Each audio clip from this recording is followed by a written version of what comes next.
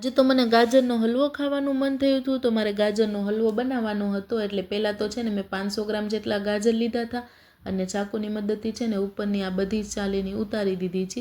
અને પછી એને સરખાઈથી સારા પાણીએ ધોઈને સાફ કરી લીધા અને બધા ગાજરના આ રીતે બે બે ટુકડા કરી લીધા છે.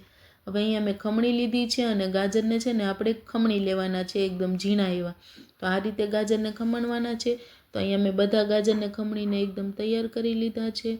હવે એને છે ને એક પેનમાં મેં 1 ચમચો જેટલું ઘી લીધું છે અને ઘી ગરમ થઈ જાય ને એટલે જે ચીણેલા ગાજર હતા એની અંદર નાખી દેવાનું છે અને એ ચીનને છે ને પછી સરખાઈથી મિક્સ કરતી દેવાનું છે. આને સતત હલાવતું રહેવાનું છે ને એટલે નીચે દાજી ના જાય.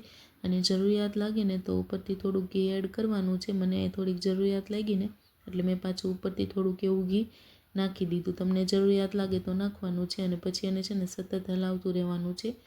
અને ગેસની ફ્લેમ ધીમી રાખવાની છે, ફૂલ તાપે નથી ચડવા દેવાનો.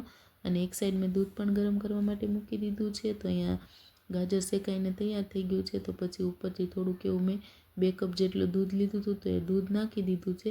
અહીંયા છે ને દૂધ આપણે મલાઈવાળું લેવાનું છે એટલે ગાજરનો હલવો એકદમ સરસ બને.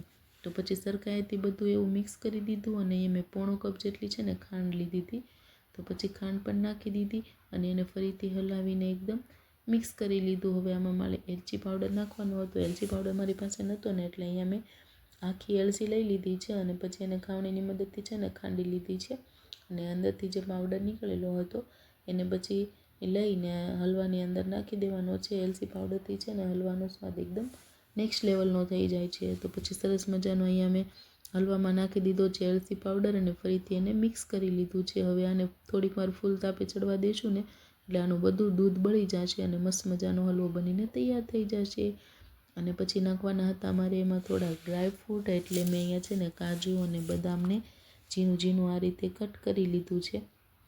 અને પછી સરખાઈથી છે ને એને ભાંગીને મસ્ત મજાના નાના નાના ટુકડા કરી લીધા છે.